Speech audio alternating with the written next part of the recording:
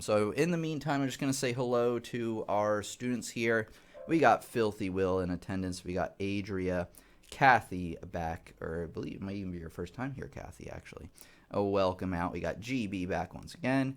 We got a bunch of people. Okay, it says it's working. We got Adria, of course. Yes. All right, we're good to go, it looks like. All right, and then welcome out Pablo. Wow, Pablo, it's been a while. Glad to have you with us. And everybody else, GB, everybody. Perfect. Okay, I think we're good now. Okay, not sure what happened. Just had to restart the stream, but it looks like everything's working now. So we will get started. Just give me less than a minute or so. I need to make the Facebook stream or start that. So that'll be less than a minute. Just give me a chance to start that. And then we will be back to our lesson. So just give me a sec.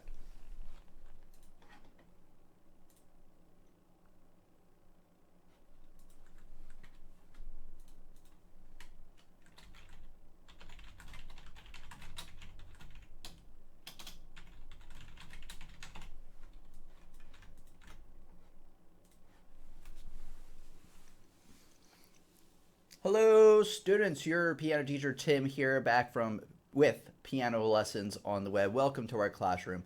If it's your first time attending, make sure you like our page. If you are watching on Facebook, make sure you subscribe and turn on all notifications if you're on YouTube, because we have new lessons coming out all the time and you don't want to miss a beat. So we are talking today about tips and exercises on mastering your chords on piano. So let's get right to it. Let me get my notes up here, and then we'll get started for real. Should be less than, I don't know, like 20 seconds or so. Yeah, here they are. Great. All right, let me do the intro here.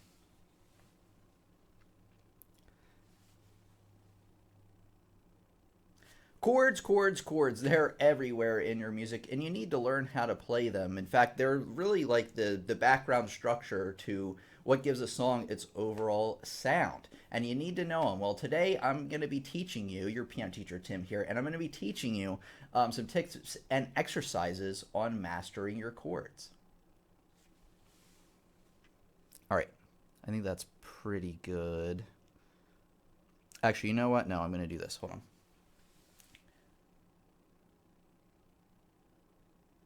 Chords, chords, chords. They're everywhere in the pieces that you're playing, and you need to learn how to play all different types. Well, your piano teacher Tim here, and today I'm going to give you some tips and exercises on mastering your chords. Let's get to it.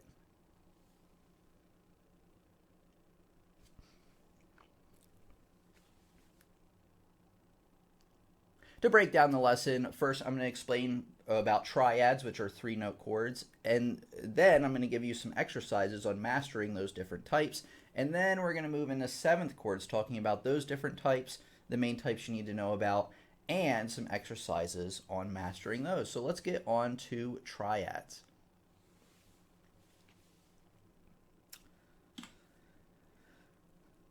Okay, let me bring something up here real quick.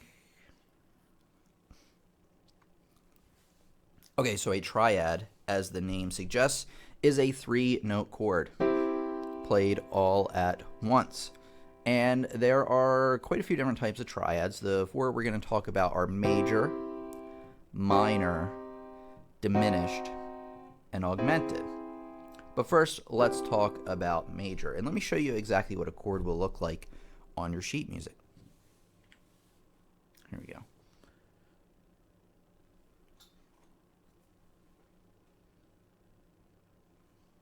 Okay, great.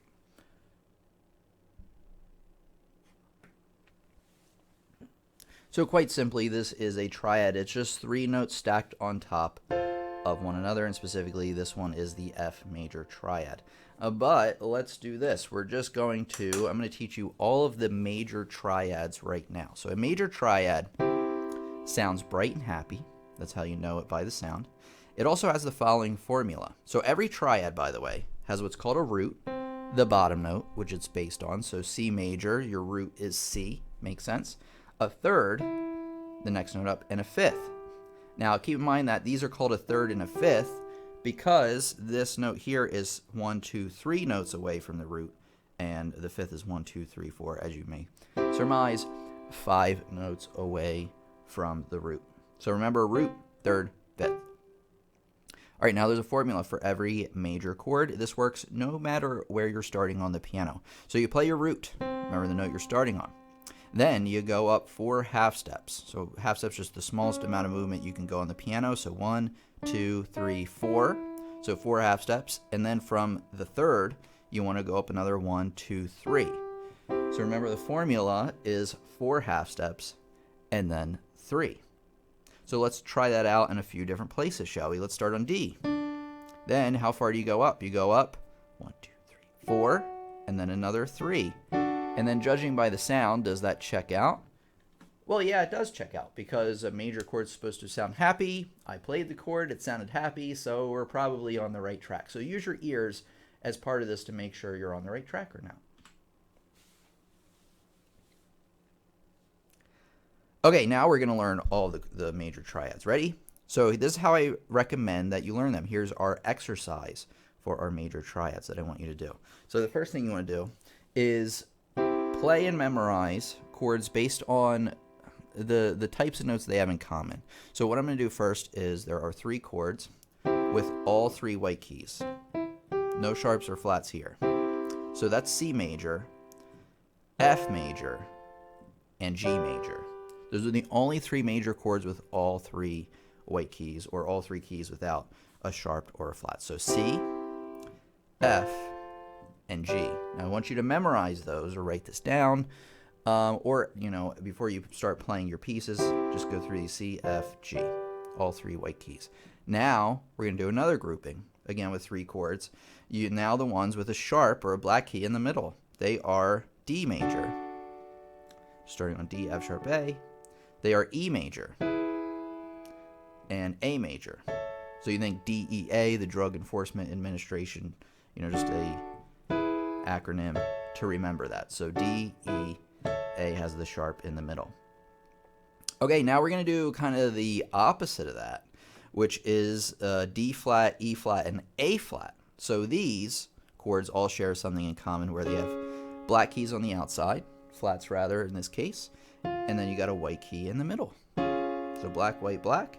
So those are D flat, E flat, and A flat. They're literally the same 3 chords, D, E, and A, that you've just flatted them now.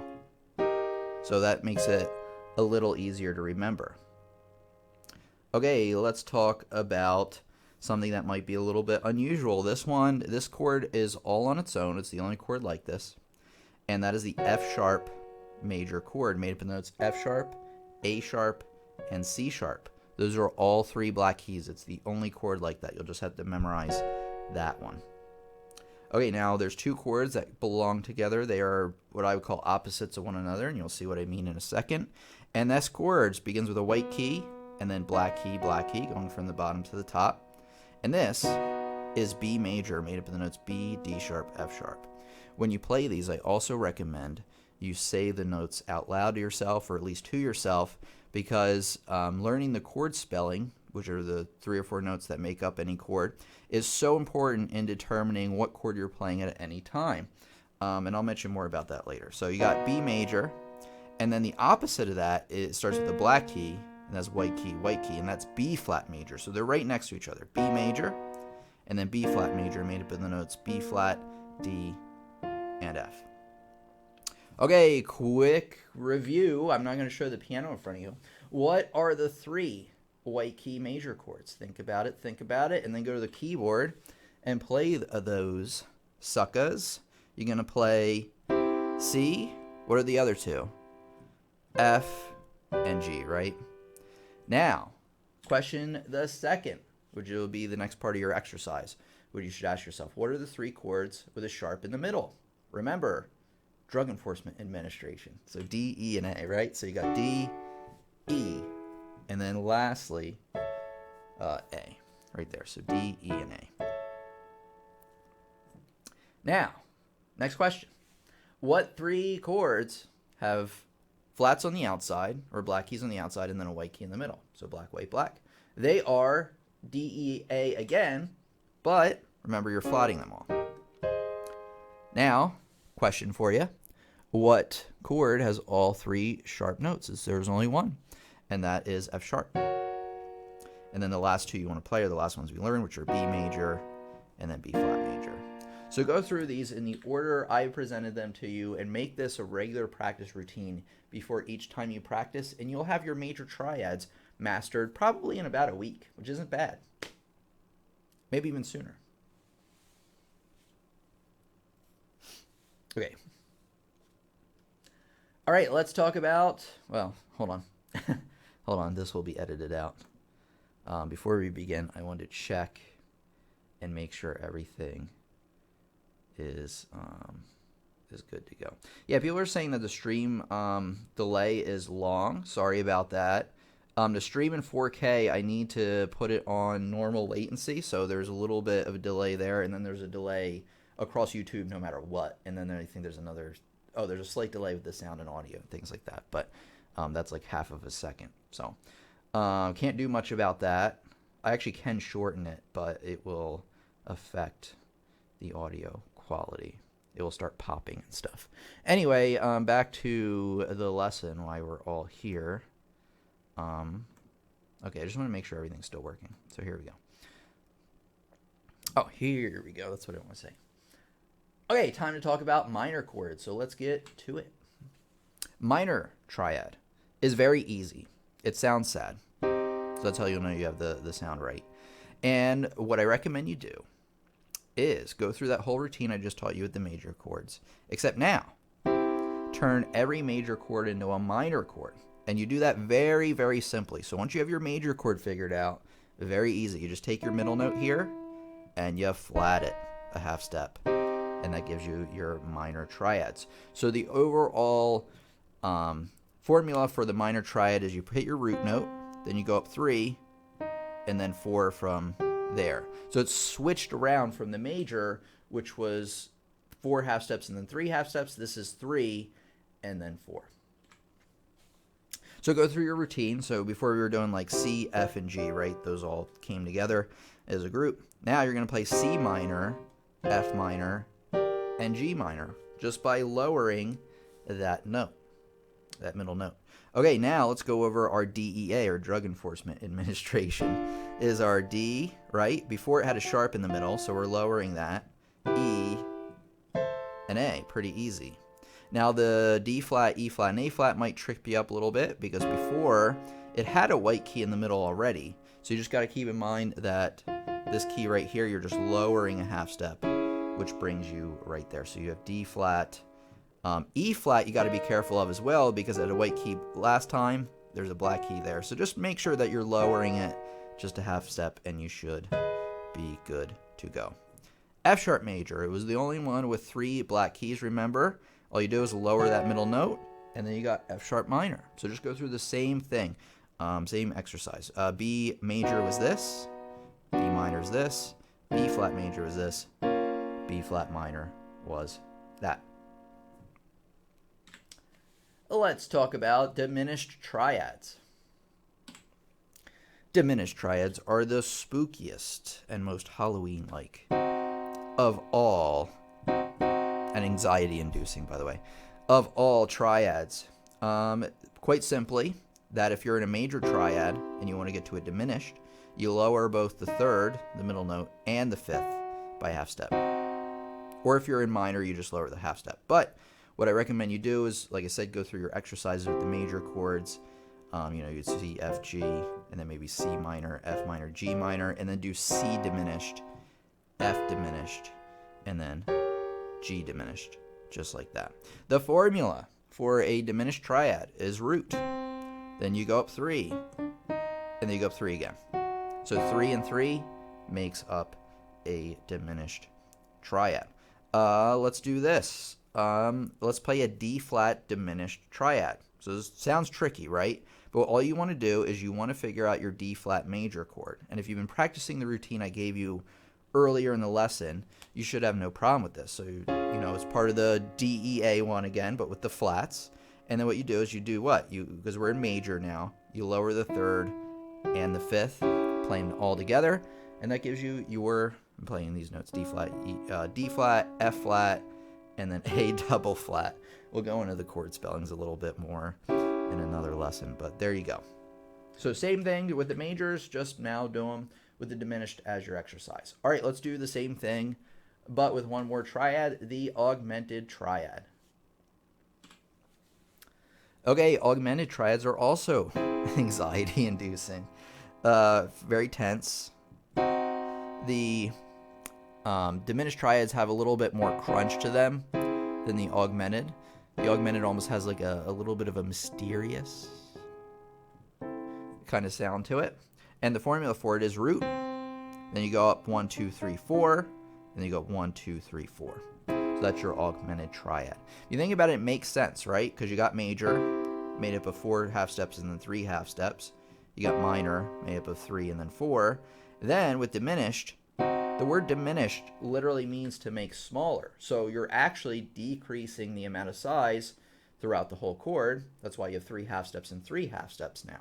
3 and 3. And then the augmented chord, which means to augment or make larger, is when you take this top note and you raise it a half step like that. So it all fits in with the naming conventions for once, instead of being as confusing as possible. But that's all going to change because we're going to talk about 7th chords. But before we do, I want to mention something real quick. Chord inversions. Okay. So this is where things get tricky. So one thing I want you to keep in mind is that everything I've explained up until now with the the chords and how they're grouped together and the patterns and the formulas, that's all based on root position chords. And you should be practicing your chords in root position for a while until you really get a hang of the 3 notes that make up each of the chord. For instance, A flat major chord made up of A flat, C, and E flat. I know it that well, and you should get there too. But here we go. Let me explain chord inversions. So C major, pretty easy, right? Our first chord that we learned pretty much. Now, a chord inversion is when you have a chord and you have the same notes of the chord as before. You're not altering any, you're not raising any or anything like that, but you're changing the order of the notes. So instead of from the bottom of the note, top being C, E, and G, it's now going to be E, G, and C. Same 3 notes. It's still a C major chord. It's just that now we have swapped up the notes. You can't invert it again. It's changing up the notes. Now we have G, C, E. Same 3 notes. Just in a different order.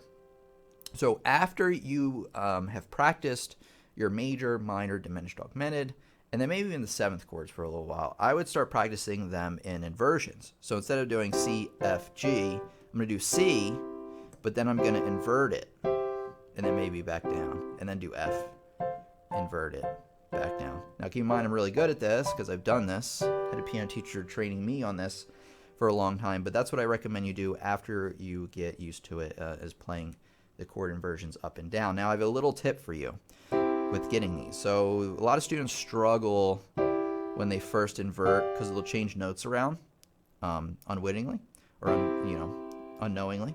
So what you want to do is when you invert, you're taking the bottom note out and you're basically moving that note up an octave from where it was. So that's always helpful for me to visualize.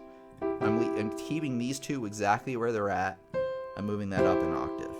Same thing here. Now I'm moving, you're always moving the bottom note when you invert, unless you're going the other way actually. But for now, we're taking this bottom note, we're keeping these 2 notes where they are, and we're moving this up an octave to an E up there, giving you 2nd inversion. So always think about the notes and their relationships between one another.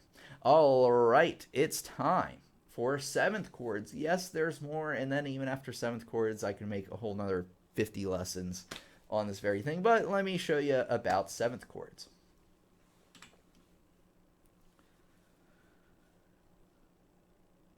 Actually, I'm going to do this really quick. I don't know if my editor can switch this around, make this make sense or not, but we'll figure it out.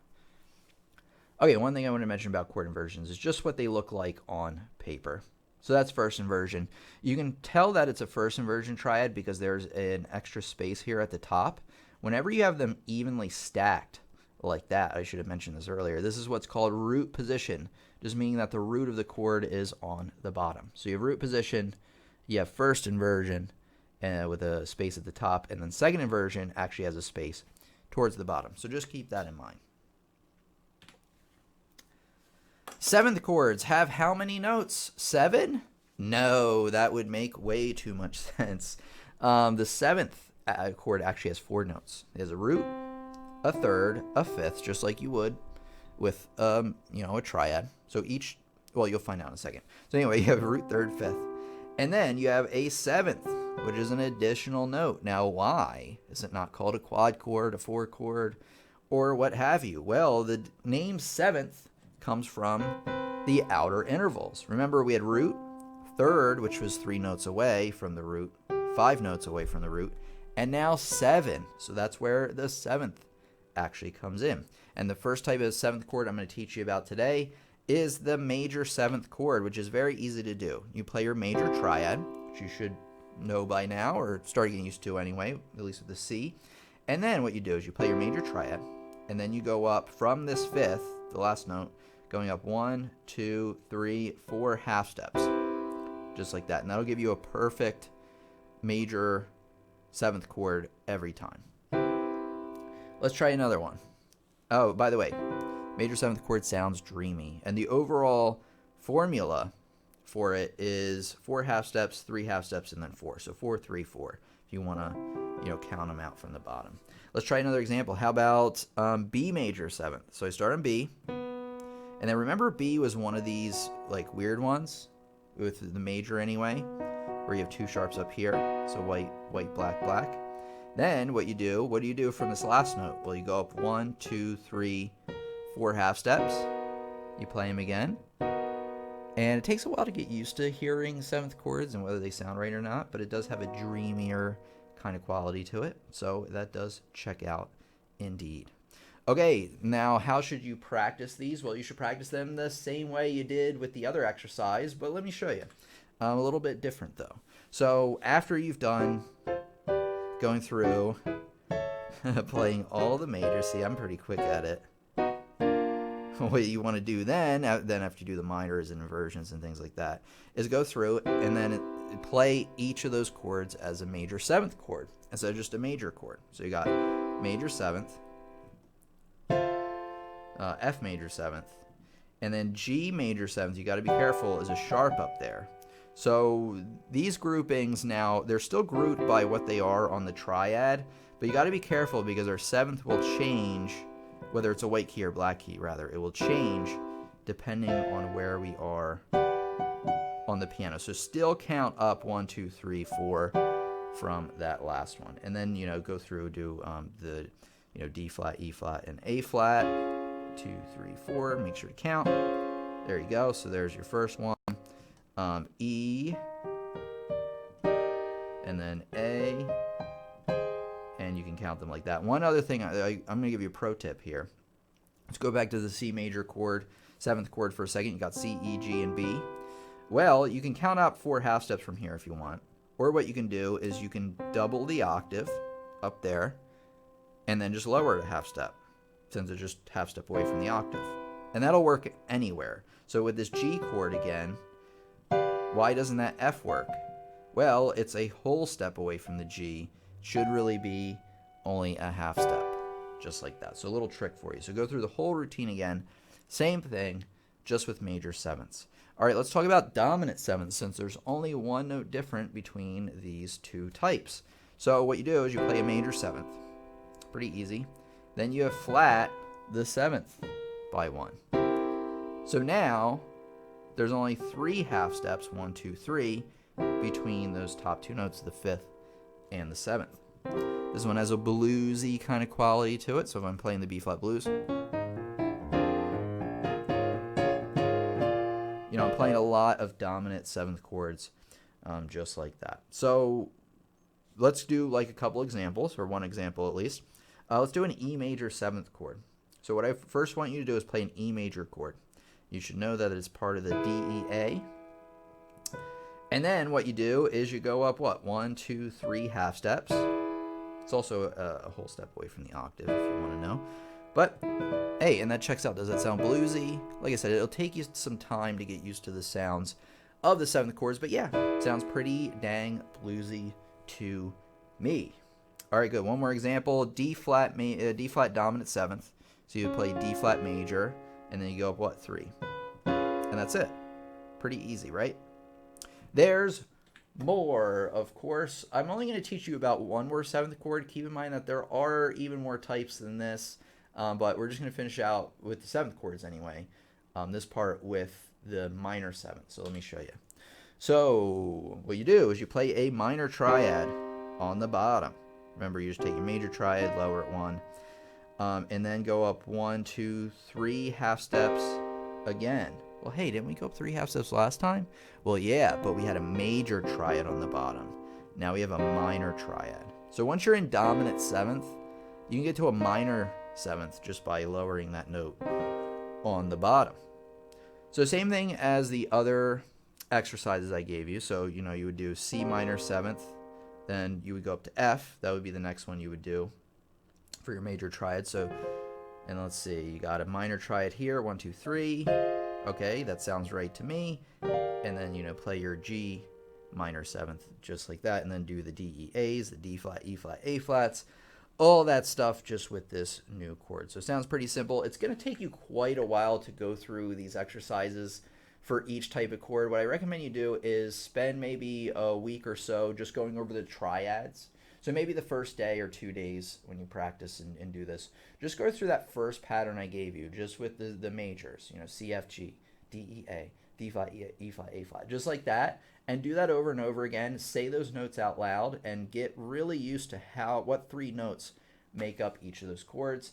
And then once you're comfortable with that, then move on to the minors, the diminished, the augmented, the major 7th, the dominant 7th, the minor 7th. So this whole thing is going to literally take you weeks to learn. I know some of you out there are going to learn it in a couple of days, but I know not all of us can do that. I actually recommend you learn this on the slower side, because what students will tend to do is they might be able to learn all the notes in one day, all the chords.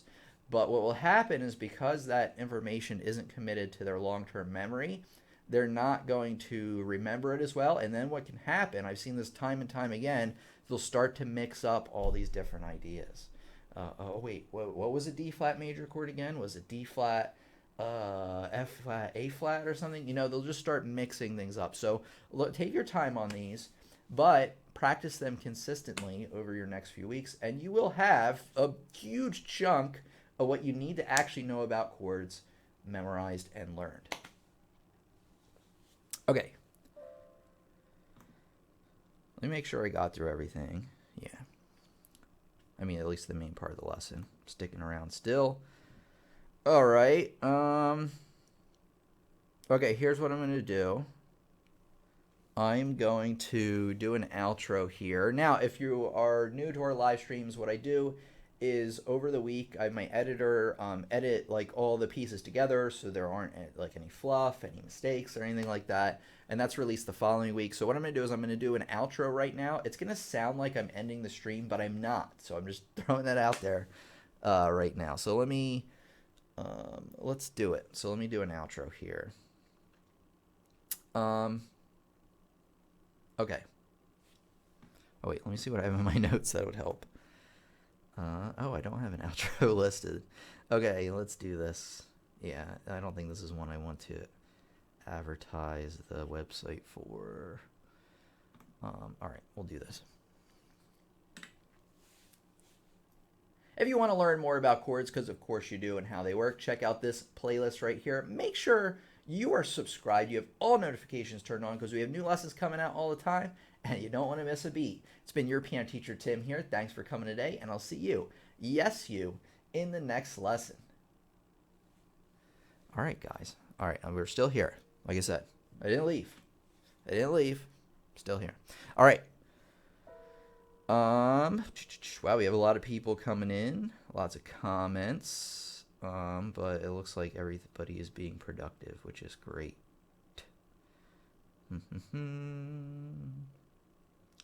All right, and welcome everybody. Let me kind of walk you through some things here. Just give me a second here.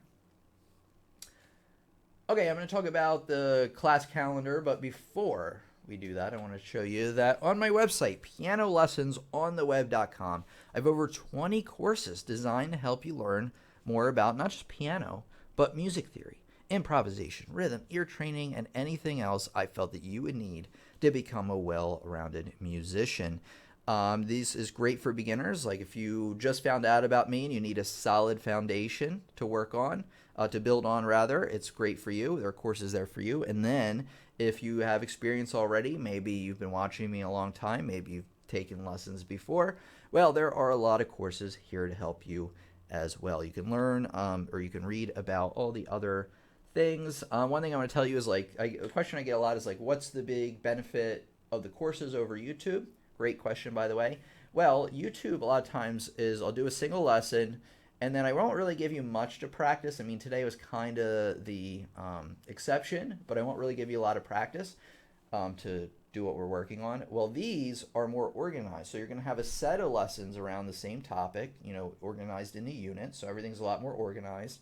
And then for each video, you have something to practice, an assignment, something that's going to really help you reinforce what you're learning. So unlike YouTube where we kind of learn something and move on, this is a reinforcing kind of thing, like you would take in a college course or something like that, where you're actually putting things into practice. That brings me to another point. You will have real sheet music and examples to play based on what you're learning, which will really, really help. With music, it's so important not just to learn something and move on, but it's so important to know everything, like the old saying, like the back of your hand, because you're going to have, this information builds on itself, and you're going to have to know it faster and faster and better and better. So my courses are going to help you do just that. Use code YouTube during checkout to get an additional 15% off any courses. Let me show you one more thing, and then we'll move on to the calendar here.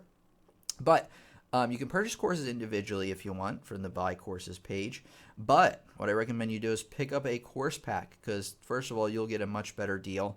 Courses are $29.99 a piece, whereas the packs together, so you can see the beginner's pack, 4 courses for about $50, which is a great value, but also a great way to learn because, you know, if you're just starting out, you almost definitely want to start out with the beginner's pack because this is going to give you the core the core subject matter on which everything else is based. One thing I want to mention is there's a satisfaction guarantee, so you're going to get a full refund if you request one within 30 days of purchase. Just email me and we'll get that sorted out for you.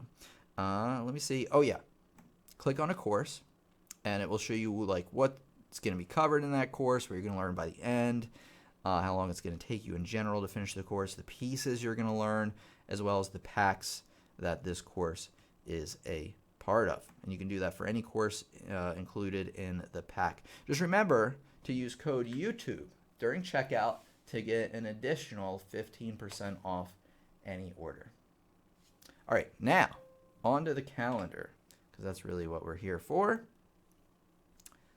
Also a great way, you guys, while I'm here, signing up for the courses is a great way to also help invest in the channel. Like it's good for investing in your own music education and the channel as well, because if I haven't grown this business around the channel, we would not be here right now. So it's all thanks to the people that have supported me over the years as to why we're still going so strong. And I just hired an editor and things like that. So I'm always trying to make things better on the channel for sure, making everything a better experience. Okay, now for the calendar, we got Friday. Oh wait, that's today. 2 days from now, Sunday is the piano practice routine for beginners. So I'm really going to break it down, like if you're in the first few months of practice, first few weeks, what you should be working on, how much time you should be spending, things like that. This is a request I've gotten over the last few months, so we are doing that. I think that is going to be a helpful lesson for sure. I mean, they all will be. And then the next Friday is everything beginners need to know about reading music notes. This is going to be a very introductory review into reading music. So we've talked more recently, last year or so, about sorry, I thought I heard a noise there. We've been talking a lot about more of the advanced reading strategies for reading music. This is like starting from the bottom, and then I'm going to get into those more advanced topics, just kind of getting everything into one lesson. And then next Sunday is going to be very useful for beginners and advanced students alike.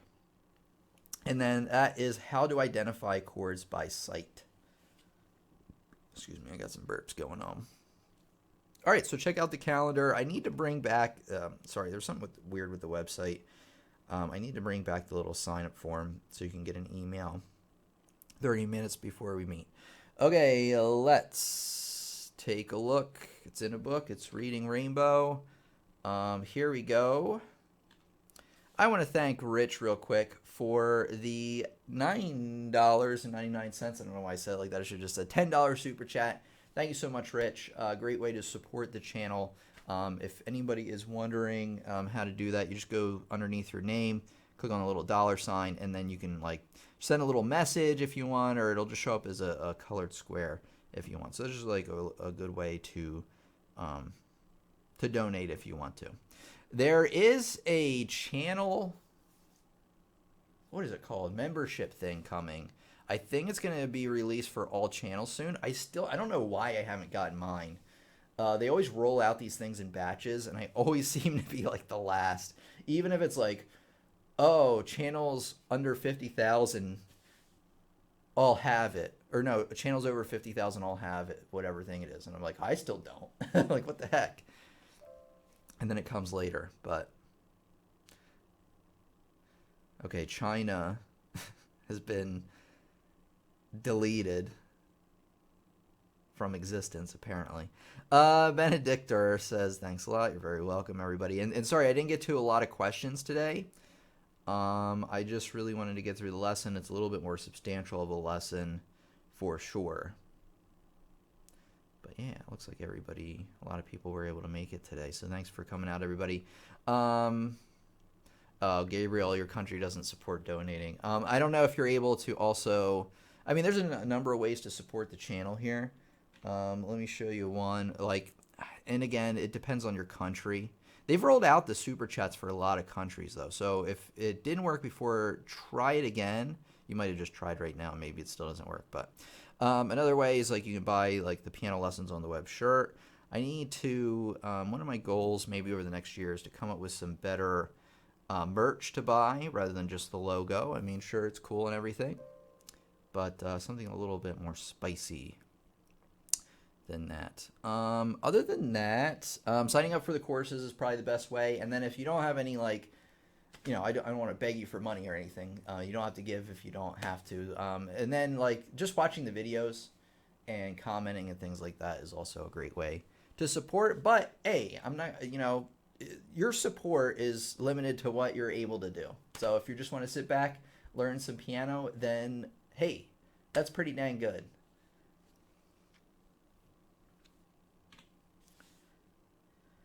Rich says, you're welcome. Wish I could give more. Well, you just had a wedding, Rich, so imagine, although I think the customer is that her parents probably threw in for it. But I can imagine, Rich, so don't worry about it. And like I said, if you guys can't give anything, that's totally fine with me. Just throwing it out there if you want to contribute. I'm always looking to make the channel better, like I said. George Starr, welcome, George, by the way. Says, I took a break from playing, learning because of life things. Well, hey, I can relate to that. And getting back, I find my fingers know more of what they need to do. Oh, good. And I have a little better grasp on music theory also. Sometimes taking a break is actually good. Now, there's a risk with taking a break. I had a Tuesday tip on this a long time ago. The risk with taking a break is you might not come back. That does happen to a lot of people. Happens a lot. But you could come back refreshed. You know, maybe your brain over the months or weeks had some more time to kind of internalize some of the music data it was receiving. And yeah, sometimes it can turn out good. You just got to be careful to make sure that whenever you take a break, now sometimes life stuff happens, like you said, you can't have anything with that. But even if life stuff happens, try to make a plan on like when you're going to come back. Like I did with YouTube, right? I took 2 months off, but then I said, I'm coming back September 6th, and then I stuck to it.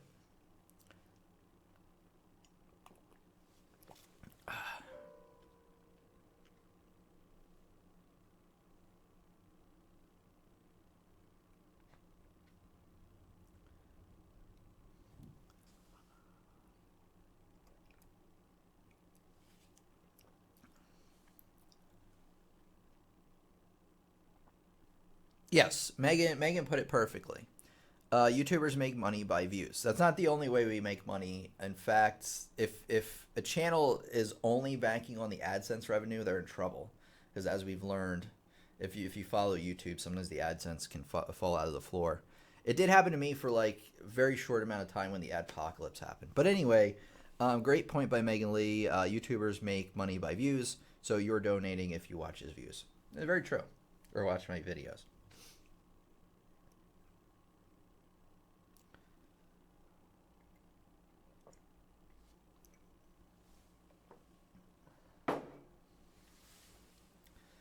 All right. We're getting close to the end of the hour here. Yes, big congratulations to Rich. Sorry to to shout you out there. Now everybody knows what's going on in your personal life, but hey, could be worse. Sorry about that. All right, everybody. Thanks for coming by today. I'm thinking about if there's anything else I want to tell you. Just remember to go to pianolessonsontheweb.com if you're interested in courses. Code YouTube on checkout for an additional 15% off. Oh, the video tomorrow might be late. My editor was sick this week, so it's probably not going to be out tomorrow morning. It might, but just throwing it out there that if I miss tomorrow, don't worry about it. Hopefully we'll get something out on Sunday at least. And then if it doesn't come out tomorrow, I mean, it's still coming out eventually. So I'll either put it out a different day that I normally don't post, or I'll save it for when I need to take a break again and then release it then. That'll work too, but we'll figure it out as we go along. Just want to throw that out there, guys. All right, everybody, thanks for coming by today. It's been a pleasure. Oh, wait, Rich has chimed in again. Wait, Kathy, let me read Kathy because Kathy has a pretty good question. Do you have any lessons on using the sustain pedal? I know you said not to overuse it, but I'm actually clueless. Okay, I do have one lesson on the sustain pedal, and let me get that for you. I don't do a lot of sustain pedal teaching on the webs or on the YouTube, mainly because, wait, hold on a second. Oh my God, there's people running into Area 51. That's hilarious. All right, anyway, the sustain pedal lessons are hard to do. It's just hard to get like a good camera angle in there. Here we go. How to use the sustain pedal on piano. It got a whopping 2,000 views.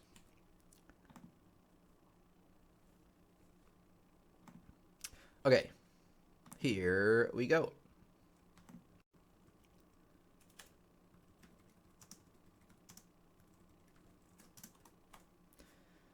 All right.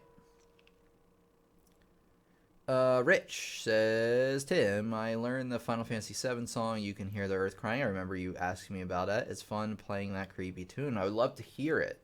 And I know you were talking about like some issues recording, but even if you can record it the other way, I honestly didn't have a huge problem with it. Like, it is a good idea to get a good recording without the keys clicking and everything. But I could still generally hear what progress you were able to make. So it's up to you. But I would love to hear it for sure. Gabriel Frank says, thank you so much, by the way. You fixed so many mistakes I was playing. Well, glad to hear it, Gabriel. And I did put out those mistakes videos recently because I know that they're a big hit on the channel because people need those tips for sure. Can you give tips about how to make a melody follow a chord progression, please? Ooh, that's a loaded question, Emilio. I can do that. I'm trying to think if I have a lesson on that.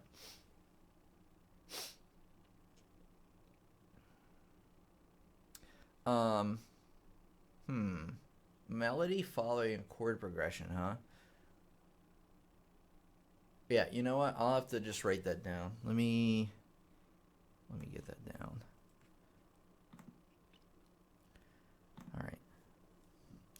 Melody, because that's just something that is going to be hard to explain right now. I mean, it's like that's probably like a 10-15 minute explanation on its own. We're wrapping up, but I got that written down, not promising anything.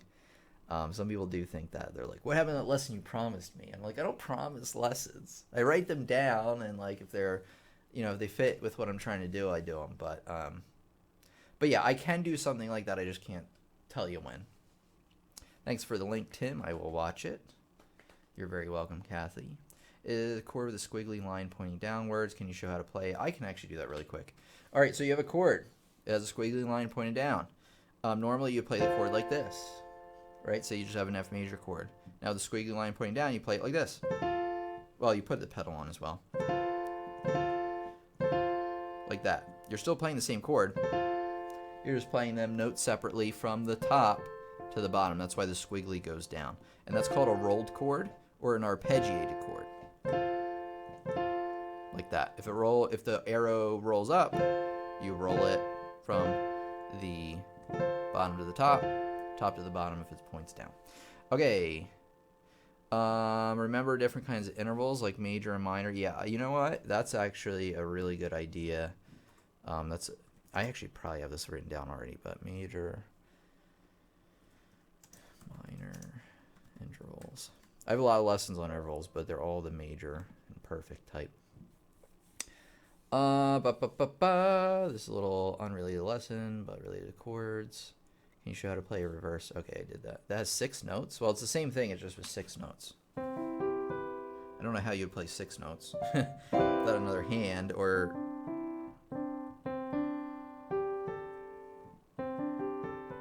I can only do. Well, I could do maybe 1, 2, 3, 4. Okay, I can do 6 like this. It's kind of cheating, hitting 2 notes with a thumb, but other than that, that's all I got for you right now, Julio. Let's see. Okay, I got that. Thank you, says Emilio. You're very welcome. We got Megan Lee saying, can you make a lesson? Okay, I did that. Julio, I can only do it with 4 notes, but I'm having difficulty playing it with 6. Yeah, me too. So you're either going to have to split it up between each hand. You might have to omit a note until you get down to 4 or 5 notes because you only have 5 fingers. But like I said, you can cheat a little bit by hitting maybe the bottom 2 notes with your thumb. It's really hard to roll it that way, but it's possible. Rich, we could have a Final Fantasy student showcase. I've been working on Suteke Dana from Final Fantasy X, huh? I'm trying to think about what that is. I'll have to go listen to it later. All right, everybody. I want to make sure there's not anybody I'm forgetting about. Marcel's here again. Everybody. All right, everybody. Thanks for coming by today. Thank you so much. I'm going to see you on Sunday, just 2 days from now. And remember, go to pianolessonsontheweb.com if you're interested in courses. Code YouTube during checkout, 15% off. So thanks, everybody, for coming by. It's been a pleasure, as always. Your piano teacher, Tim, here. And I'm going to see you, yes, you, in the next lesson. Everybody, have a great day.